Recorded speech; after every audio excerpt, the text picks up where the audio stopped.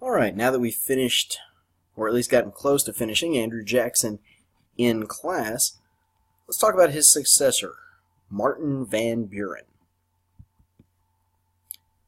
Alright, in 1836, Jackson is finishing his second term, and of course the tradition is he will not run for re-election. So the Democrats are going to nominate his vice president, Martin Van Buren. They did this with the full support of Andrew Jackson. He wanted Martin Van Buren to be president. He felt that Van Buren would continue his policies and be a logical successor. And so there's not really a fight over the nomination. Now there's going to be a new political party in this election. They're called the Whigs. They formed in opposition to Andrew Jackson, or as they liked to call him, King Andrew. They took their party name from the Whig Party in Britain. The Whigs in Britain had always been the party that was opposed to the king. And so the king would walk in with, this is what I would like Parliament to do. The Whigs were going to be the party that was opposed to it. And so, with Jackson acting as they saw, as a tyrant, as a king, they said, well, what better name than the Whigs? People will identify us with opposition to the monarchy that Andrew Jackson is trying to create, they said. And so the people who made up the Whigs were former Federalists, the ones that are still left. They're kind of looking for a home. Also, Henry Clay and his National Republicans, they're looking for a party that they feel will work better than they did.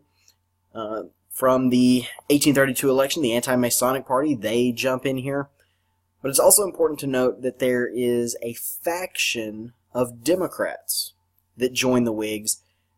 Their main point of contention is they don't like Andrew Jackson. And so those will be the people, they're Democrat, they have Democrat beliefs, but they cannot stand Andrew Jackson.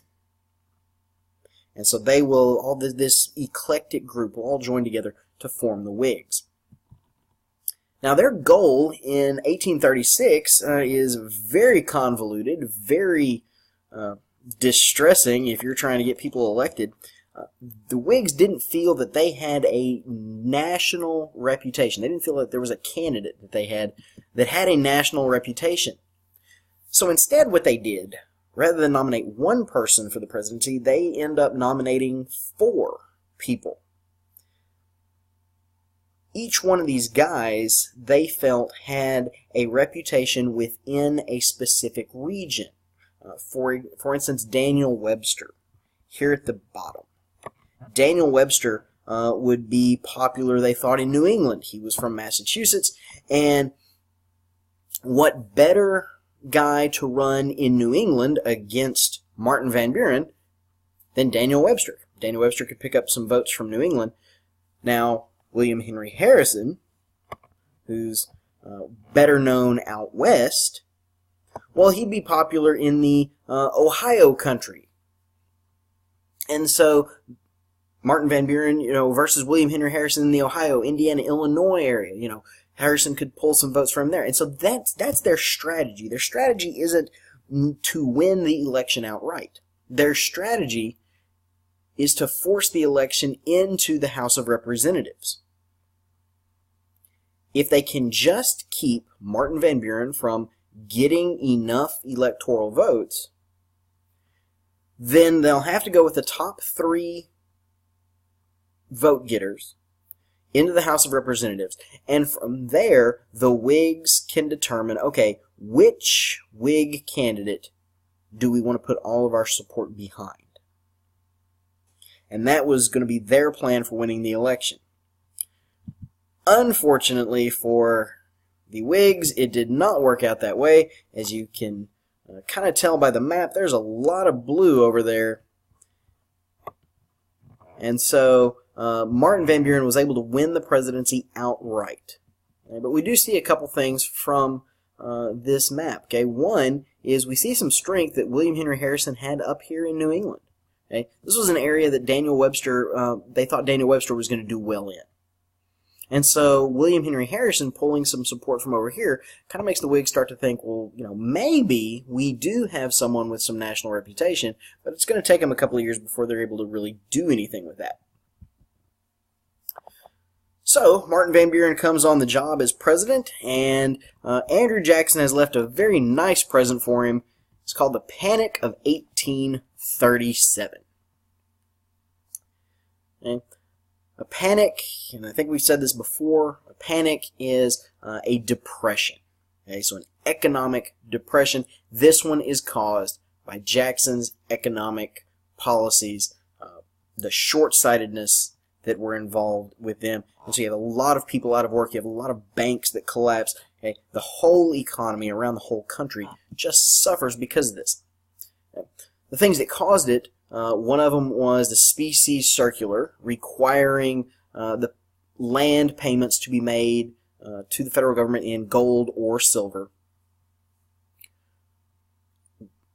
Also, when the government had made this change, and with the creation of the pet banks in Jackson's term, people had been able to get loans, and they'd been able to go out and buy some of those western lands. They'd been able to over-speculate. In other words, they're paying more for the land than what it's worth. Well, once these two things ran together, people realized the land was overvalued, and they started running out of gold in circulation. It caused a collapse in those land prices. If you had borrowed money in order to buy the land, you still owed that. And the worst part was you couldn't sell the land and make your money back and pay off your debt. Okay. Borrowers then defaulted on their loans to banks. If enough borrowers from your bank do not pay off their loans, your bank collapses and goes out of business. Problem with the Panic of 1837 is it lasts for so long. Okay, the economy, it didn't go into depression and then suddenly recover. It lasted for several years. And the reason that's a problem, it's a problem for Van Buren. Because that overshadows the rest of his presidency. That is going to linger.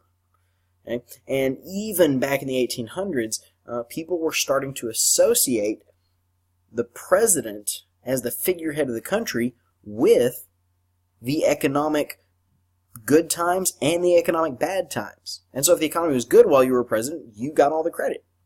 If the economy suffered, you got all the blame.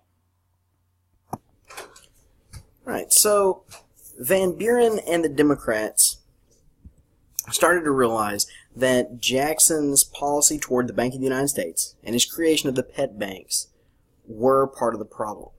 Okay? Those little bitty banks had gotten this infusion of cash, okay? These federal funds that all of a sudden allowed them to make these risky loans.